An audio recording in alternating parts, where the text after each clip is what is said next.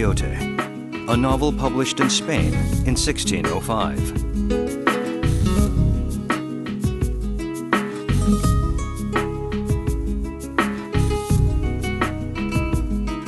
It was written by one of Spain's greatest writers, Miguel de Cervantes Saavedra. Using main character Don Quixote, the book satirized and ridiculed the corruption of the aristocracy of the day. He saw them as full of vanity.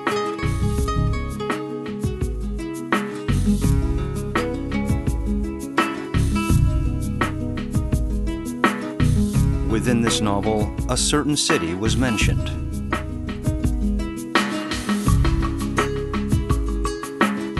He is here today, tomorrow in France, and the next day in Potosi. I were to requite thee as the importance and nature of the cure deserves, the treasures of Venice, the mines of Potosi, would be insufficient to pay thee. In those days, the people of Spain wondered out loud, where is this Potosi?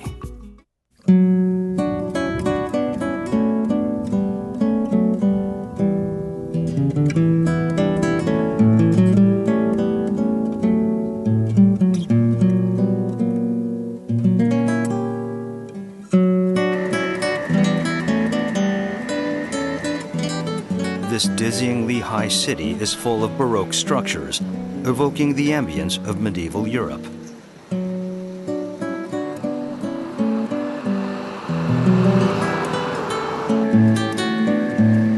This is the Bolivian city of Potosi, center of a rich land featured in the novel Don Quixote. The riches and notoriety of Potosi come from the mines of Cerro Rico. Throughout the city, this perforated conical hill is visible. And every morning, a group of workers board trucks and head for Cerro Rico.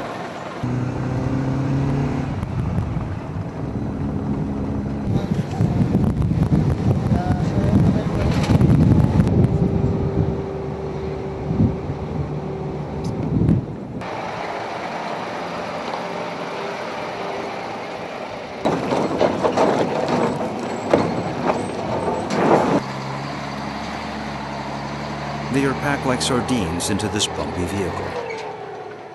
And thus, the men of Potosi spend another day as miners.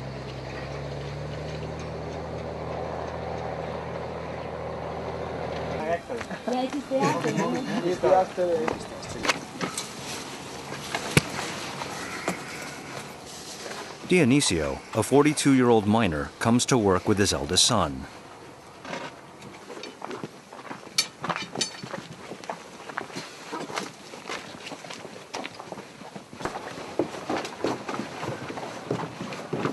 The tunnel is narrow, and the ceiling is low.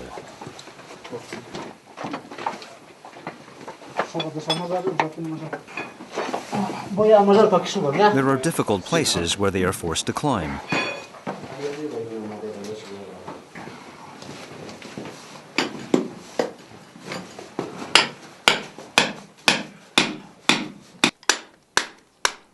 He spotted this place yesterday.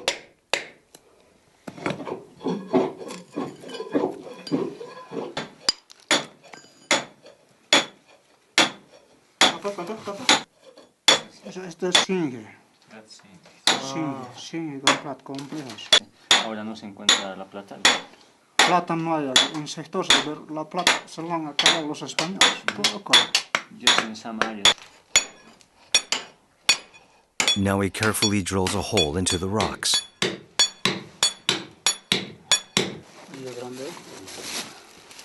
Then he sets up a stick of dynamite in order to find a mineral vein.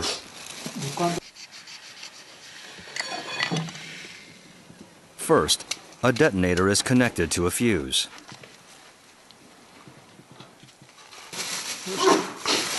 Then the fuse is inserted into the explosive. He places the completed device into the hole.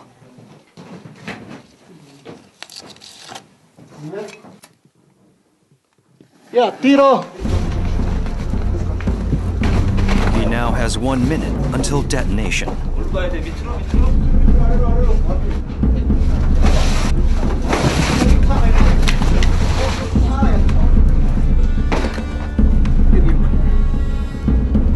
We have 60 seconds to escape to a safety zone.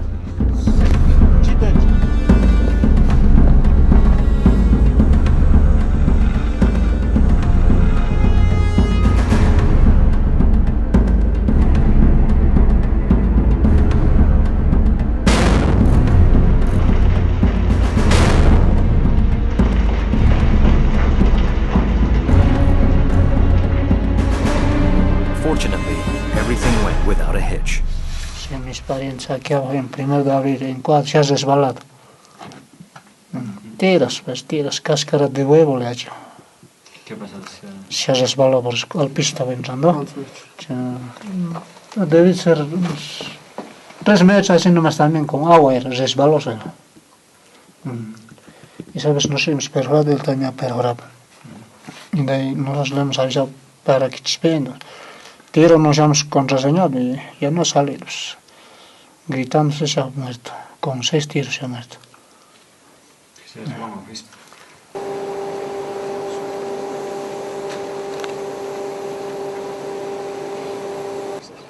Later in the afternoon, after school gets out, Dionisio's second and third sons will join them in the mine.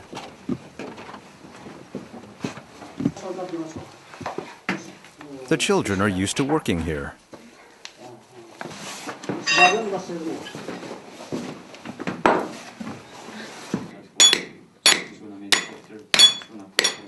Once a mineral vein is found after the explosion, all of them have to pick up pieces of ore loosened from the mountain.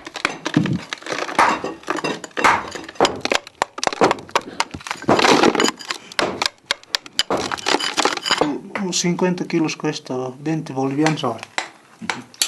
Ahora con la baja del mineral no cubre ni extracción para pagar al personal tampoco. Y ya no nos cubre material, todo. Entonces, en ese caso, a mis hijos a veces les obligo, pues, porque en vez de estar pagando unos cuantos centavos a otra gente, es preferible darle por lo menos para sus recreos o para sus gastos a mis hijos.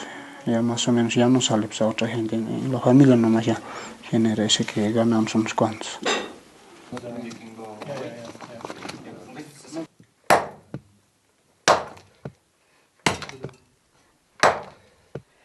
Such a tremendous burden is laid upon the young Victor as well. Un poco de miedo, la oscuridad. Pues es importante porque si no hay recursos para nuestra familia, tendríamos que trabajar.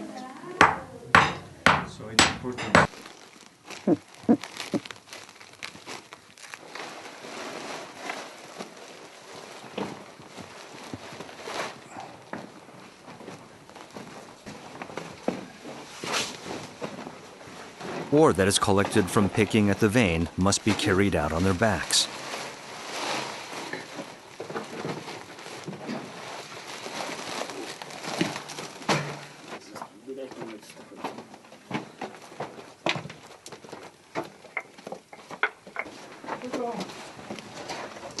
It has been 400 years since this mine first opened, but life has changed little since then.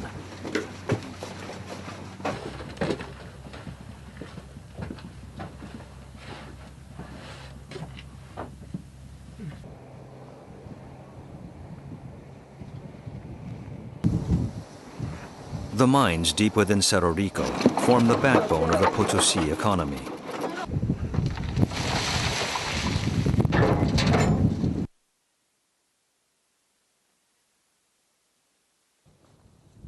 Most of the population of Potosí depends on the mine for their livelihood. For this reason, Cerro Rico has long been described as the Virgin Mary, or Pachamama, the symbol of fertility.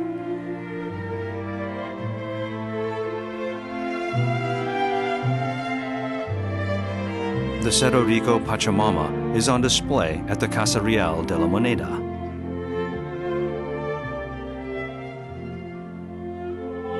The painting suggests that the mountain, Cerro Rico, is protected and blessed by God, making it sacred and precious.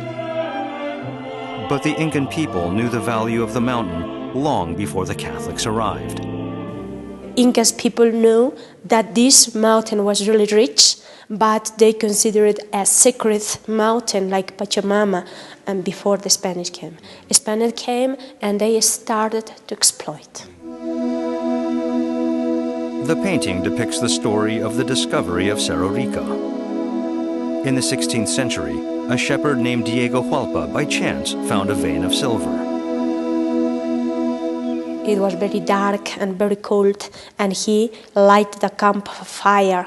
Like with the fire, silver was melting, and every time he heard from fire saying "Otoch," because this sound is when silver makes with a fire, and from Otoch sound comes name of Potosí, like Potochi. Potochi was the original name of the city.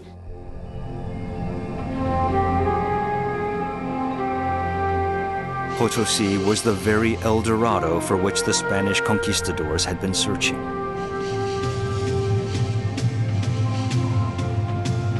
The silver rush had lasted for more than a century.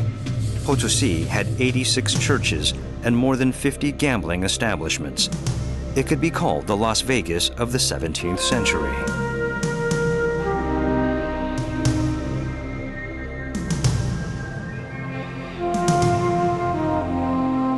Potosí en el censo de 1611 llegó a tener 160,000 habitantes y era una de las ciudades más ricas y más pobladas de América.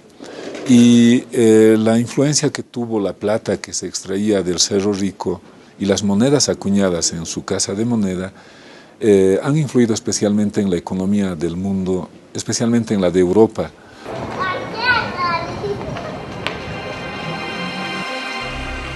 This is the Casa Real de la Moneda in Potosí. It was once a place where the silver coins of the Spanish Empire were produced. The machines which processed the unrefined silver back then have been preserved.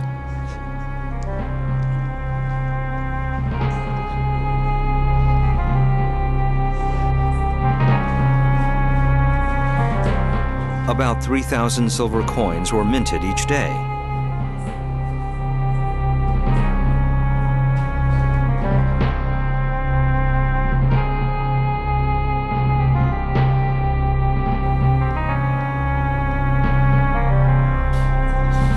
A wide variety of silver coins, from the Spanish colonial era to the Bolivian independence, are displayed at the museum here.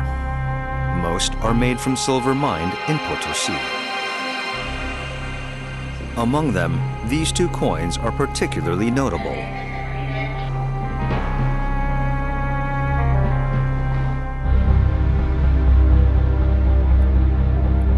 Galleons and other ships that traverse the ocean seas between South America and Spain collected all kinds of treasure from the colonies in South America, carried them across the Isthmus of Panama, and then the Caribbean Sea, and then to its final destination, Seville, Spain.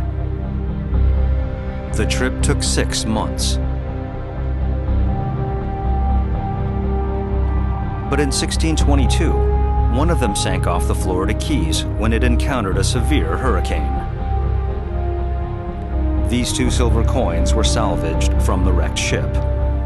1985, one company from the United States, the treasure hunters company from the United States, found the treasure and they recovered it for them. All of the treasure was valuable in $400 million today. Many million of these belongs to Potosí because they were silver coins and silver bars.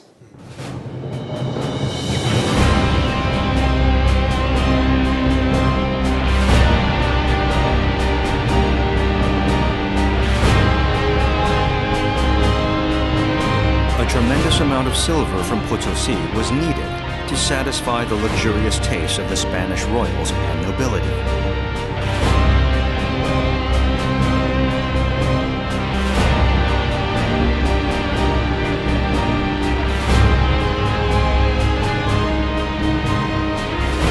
The extravagances of the Spanish aristocracy knew no end. Most of the silver from Potosi was used to purchase luxurious imported goods for them.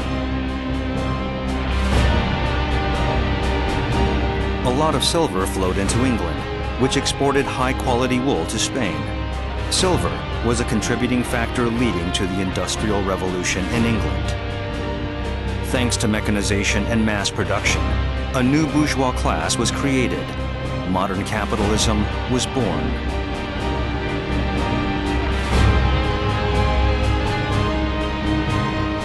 Francisco Pizarro became a symbol of this new capitalism.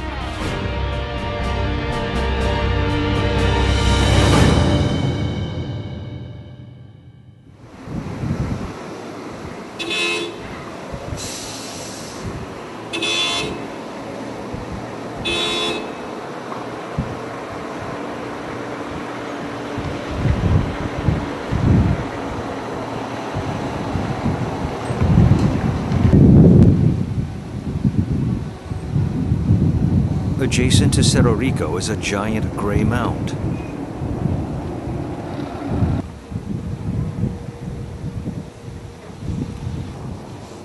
Discarded ore from the mine has been deposited here for centuries, leading to the creation of another mountain.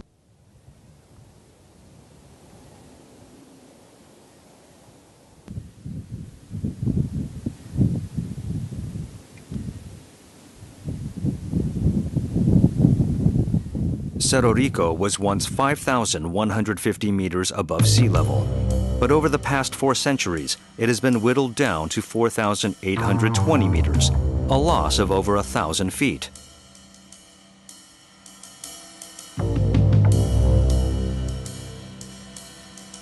The 320 meters of earth shaved off this mountain became seed money for the birth of European capitalism.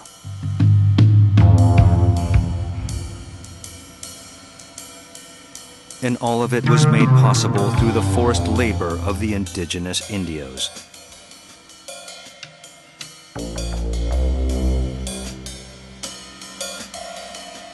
Their working conditions were cruel and abhorrent.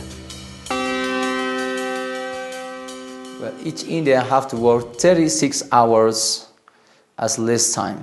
Well, some others could work more than 48 hours like this.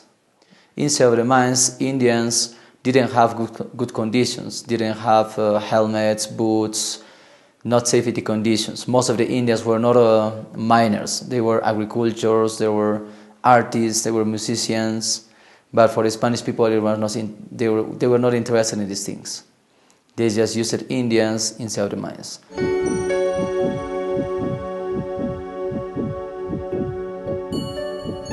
The Indian slaves brought in from all over Bolivia collapsed one by one as they could not endure the hardships of this terrible labor environment.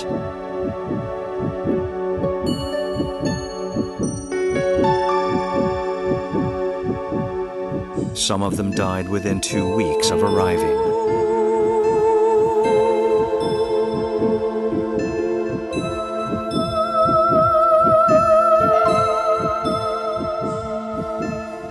Some others, like the father Bartolomé de las Casas, who wanted to protect the Indians, when in the colonies in the 17th century, he sent a letter to the King Carlos V. He said, please, your people are using Indians as animals, as llamas, to carry the minerals.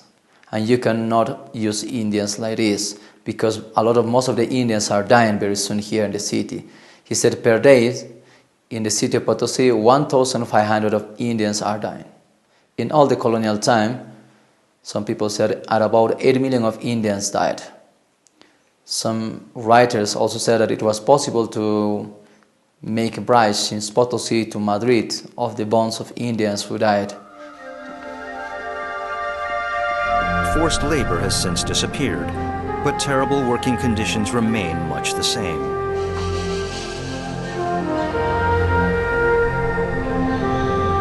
Along this dark mining tunnel, miners follow their own religious faith.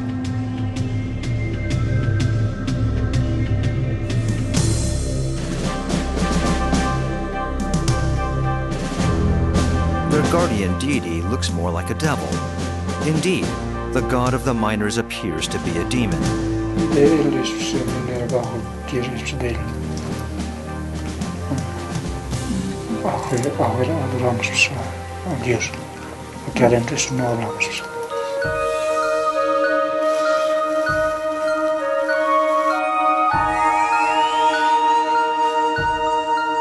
Before starting each day of work, the miners pay their respects to this ogreish shrine, calling him Tio, which means uncle in Spanish.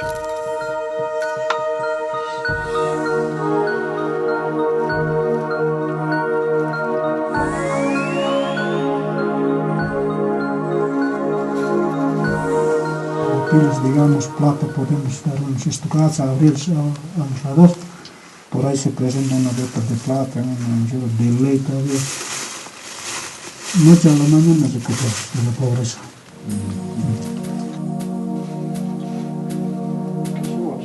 Tio is the only comfort to the miners in the dark recesses of the mountain.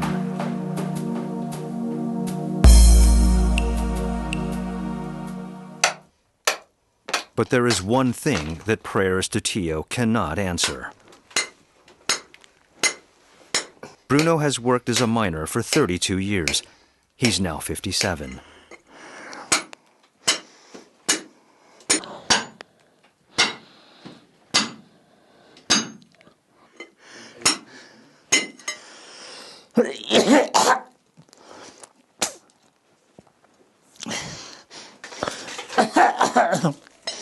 He suffers from a condition known as silicosis.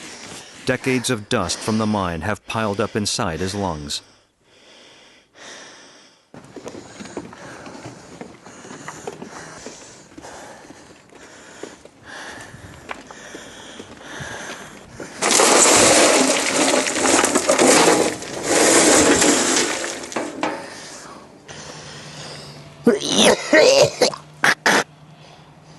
His coughing has been getting worse lately.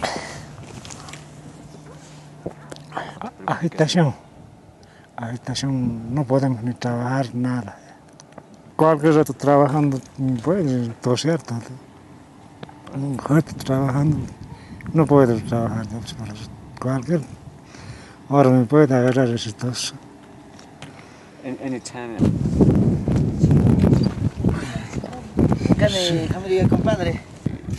When the miners gather with friends with the same condition, they share different folk remedies.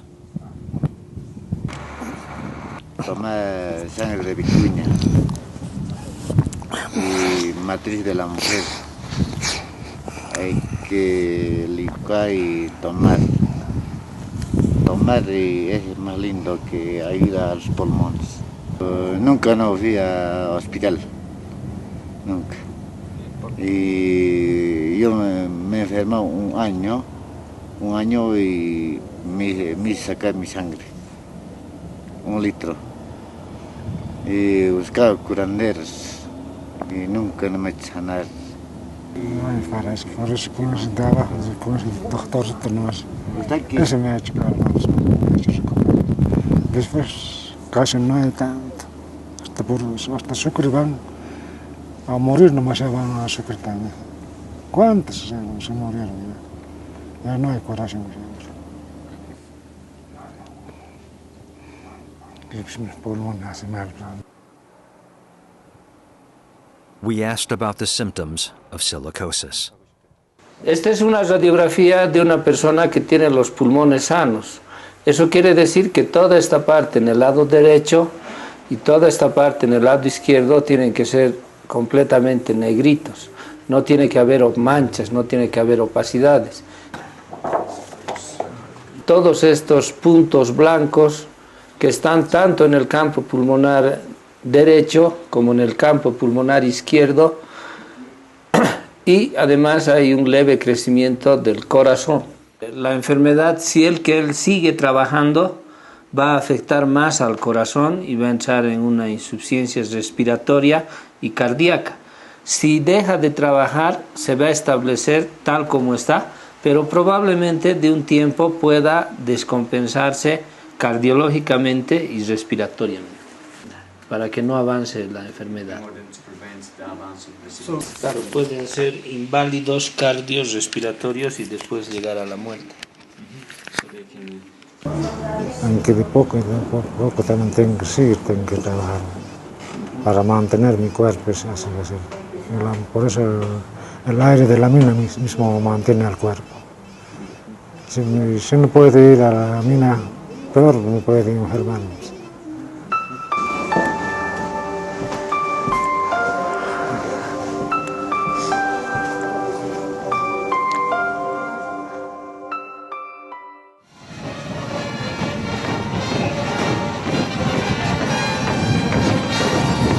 Every year, this mining city with a dismal past has one bright day.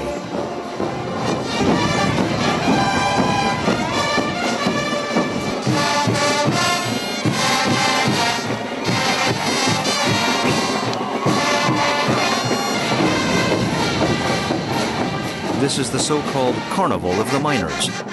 Parades replete with traditional Bolivian dances fill every corner of the city.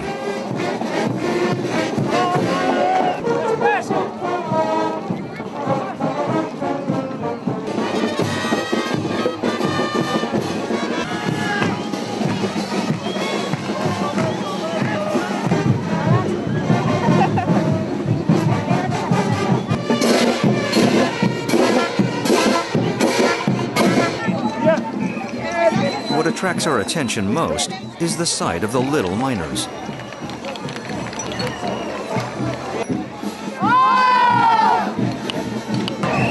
On this delightful day, even the tough labor of the mines finds its way into the celebration.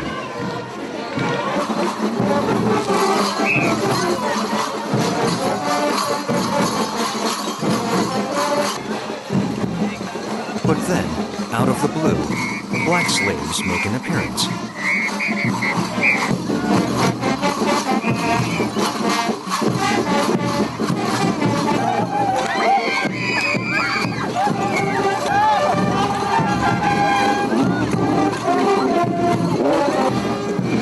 There are virtually no black people found in Potosí. So what is the origin of this dance? Cuando los negros llegaron de África para trabajar en ese lugar, entonces esto han importado hacia Bolivia, ¿ya? Y lo han hecho una danza que es típica de los negros. O sea, son los negros, esclavos, la mayoría.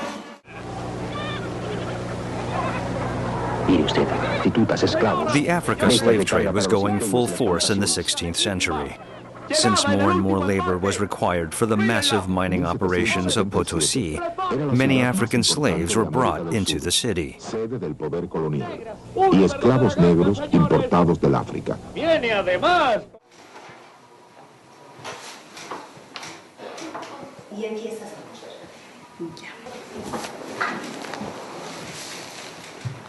The history of the African slave trade in Potosí has been carefully archived. Donde yo los compré con más partida de esclavos. La documentación que tenemos aquí en el archivo histórico sobre los esclavos es generalmente de ventas en cuanto a este fondo documental que es de escrituras notariales. In these documents, human slaves were treated as mere commodities. Esclavos negros de tierra Angola. Tierra Angola. Angola. De buena guerra, por borracho, ladrón, huidor y todas las demás tachas. Muy bueno oficial sastre. De 1.000 y 400 pesos. Una mula costaba 100 pesos y un esclavo costaba 400, 300, 500, incluso 1.500, no en el caso de que tenían un oficio. But the African slaves were unable to endure the severe conditions and harsh labor and began to die off. Eventually, instead of mining work, the black slaves were assigned to household chores. Since they were purchased with money, they received better treatment than the Indios did. But we wondered, where are the descendants of those African slaves today? But black slaves were not able to survive here in these conditions. We have here in the main square of the city 4,010 meters over the sea level. It's very, very high city. Black slaves were not able to survive here in the city. Just some of them were able to live here, but the Spanish people said, if you are buying black slaves, you are paying money for them. But most of the black slaves you are buying are dying here. It's better for us to use Indians. We don't have to buy Indians. Indians are free. In all the 17th century, the Spanish people decided to send the black slaves, very big communities of black slaves, to the north part of La Paz, to the Yungas, Coroico, which are hot places.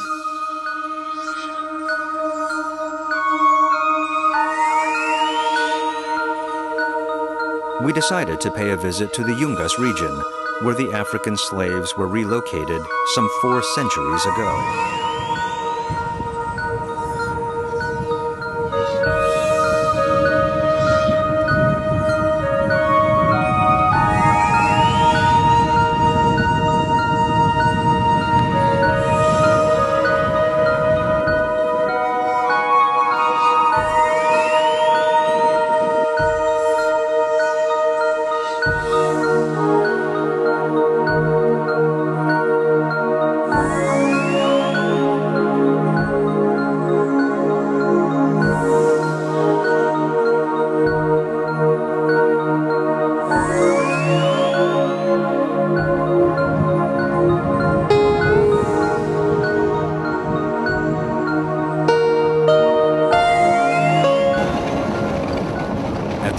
This legendary and treacherous road, coldly nicknamed the Road of Death, will we be able to meet the descendants of the black slaves brought by the Spanish.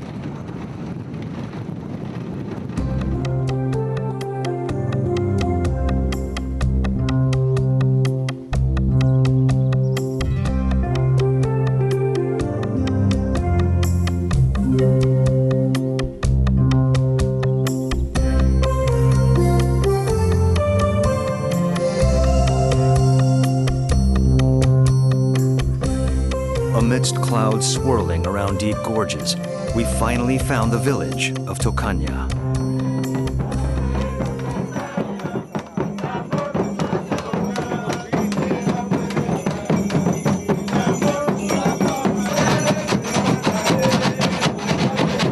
The word Afro-Boliviano refers to the blacks living in Bolivia. They play joyful music, which still maintains a traditional African rhythm. The unique dance gestures of their African ancestors. And even Africa-inspired hairstyles. After so many centuries, how were they able to maintain their African traditions and bloodlines? Aquí en Bolivia, yo soy boliviano, pero la sangre es africana.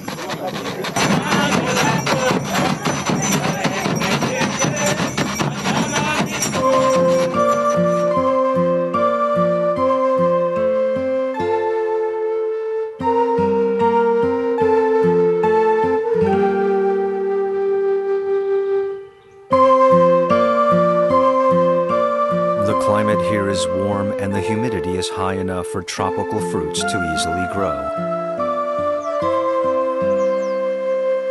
Indeed, this place seems more like Africa than the Andes.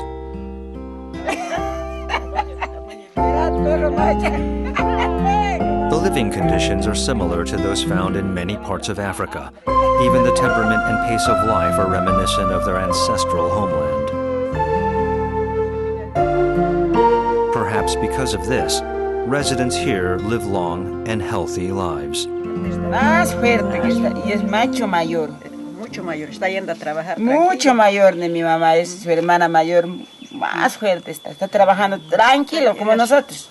Porque la gente cuando nos han enviado de ese lugar de Congo, que los han enviado, dice que por el frío muchos se han muerto en Potosí, porque los han traído a trabajar en Potosí. Seguro donde ellos viven haya sido tal vez un clima cálido.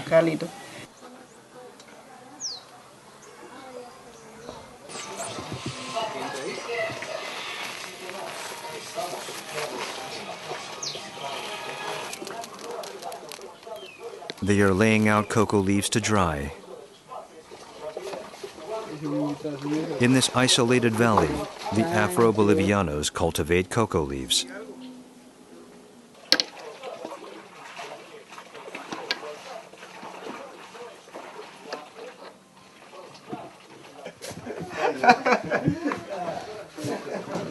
There is a refrigerator inside this building.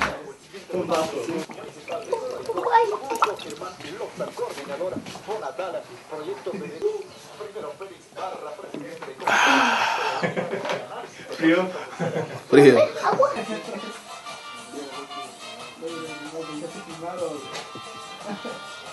This is not the only modern appliance. Looking around, we could see the house was equipped with typical household electronics. Claro, claro. Si no, no habría, ¿no? De a poco se va pagando, ¿no? Ahora actualmente la coca está un poco más, tiene un mejor precio y como que produce tres veces al año, entonces da para hacerse muchas cositas, ¿no? Pero de a poco, ¿no? Y a comparación con los de los campesinos del altiplano, yo creo que su producto es diferente, solo hacen cosecha de una sola vez al año, ¿no?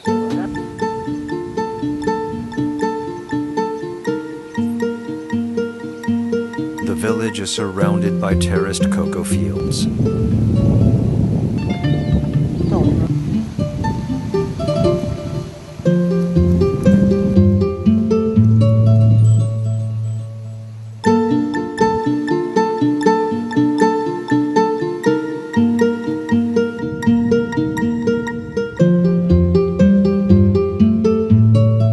At harvest time 3 times a year, all the family members come out to help.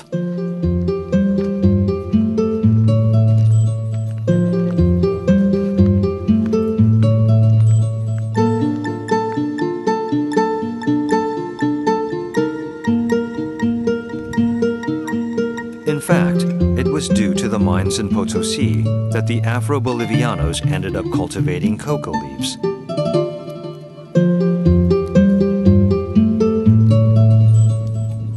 The Spanish conquistadors moved the African slaves here in order to cultivate the cocoa crop that was essential to the mining enterprise.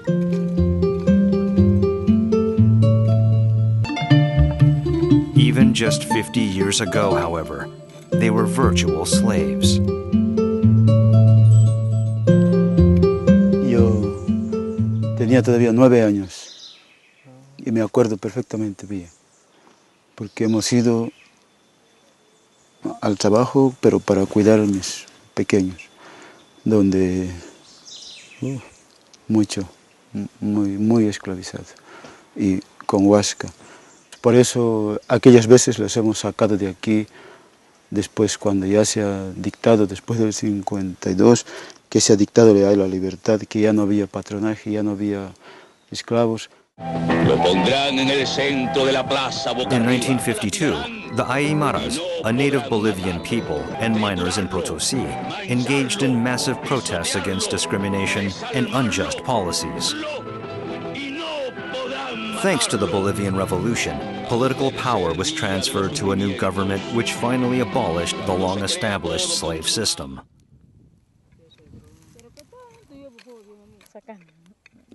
Afro-Bolivianos had been enslaved for so long because of cocoa leaves.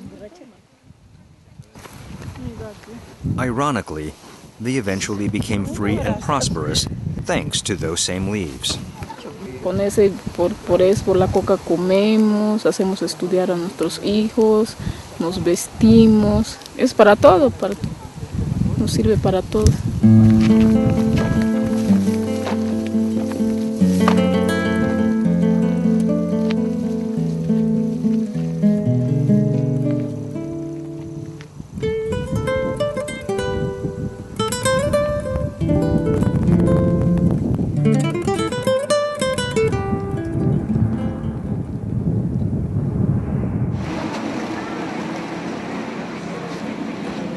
This is a miners' market located in the back streets of Potosi.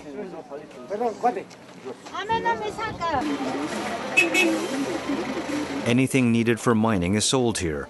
along with whatever else miners demand, from tobacco to alcohol to dynamite.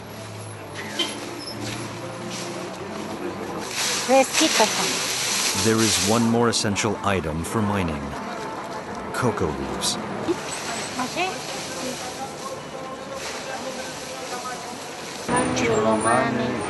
Coroico, Arapata, de Yungas. Every morning, miners in Potosi buy cocoa leaves that have been cultivated by the descendants of black slaves. Son las líneas más utilizadas. Para que nosotros tal vez nos ven. Así. Un minero entra desde la mañana hasta la tarde sin comer. Tiene que saber. No se alimenta de nada. Solamente es la coca.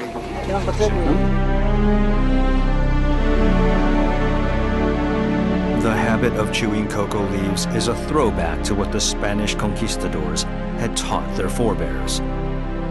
So coca leaves was very important for the Spanish people.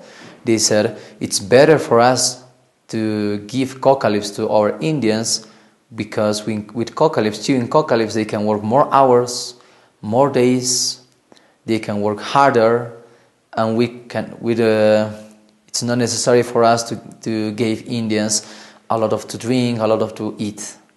They can work better, and it's cheaper for us to just give to the Indians coca leaves.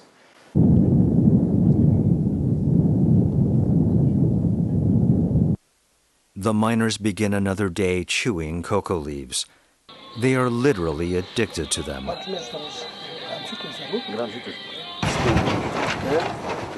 Among them, there is a baby-faced boy, Miguel Angel.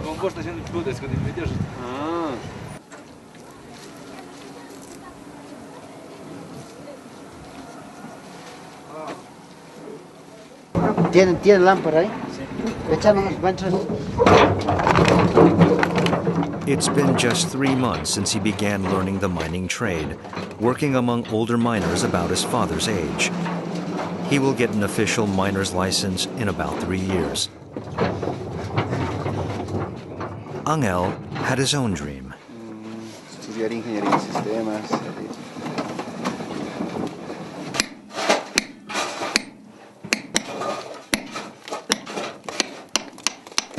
That was his dream, but he was forced to face reality.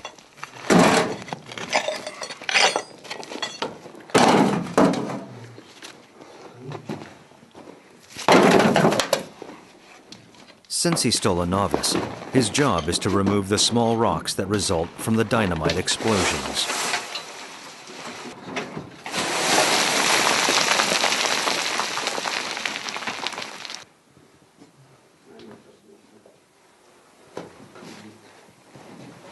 De haber también trabajo en esta ciudad, hay también trabajos, pero pagan muy poco, así, como para que te alcance durante una semana, así.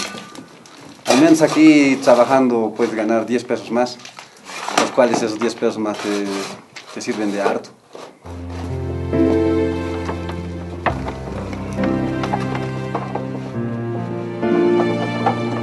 He is now a miner at Cerro Rico.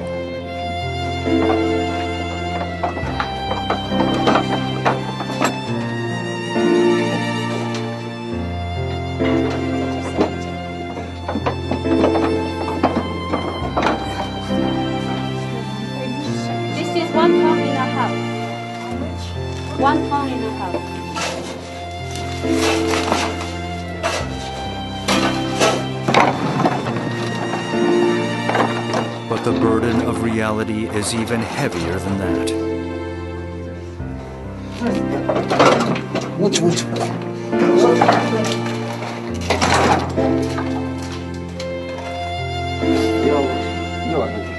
All day long, he must wrestle with the cart, each weighing more than 1,500 kilograms.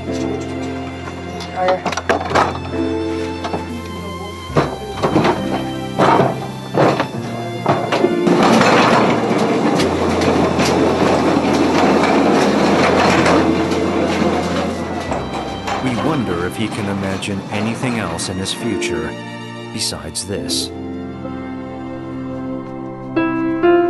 No, pues no hay más de otra que venir aquí. Y además es una de mis decisiones, quiero que se venir aquí. más alcanzable ahorita a que sea socio de esto.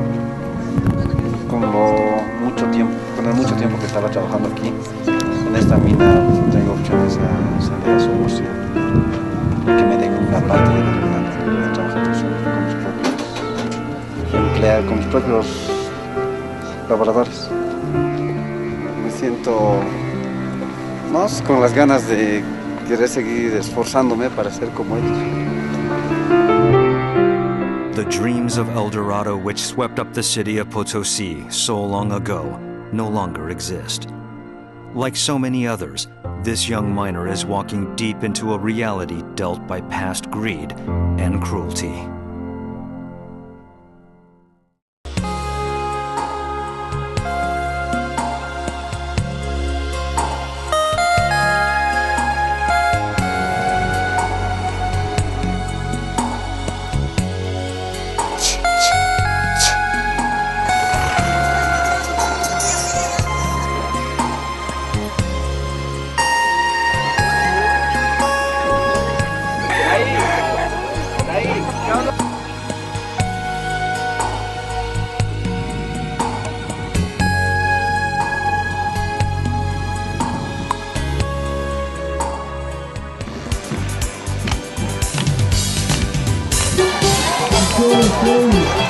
Hagan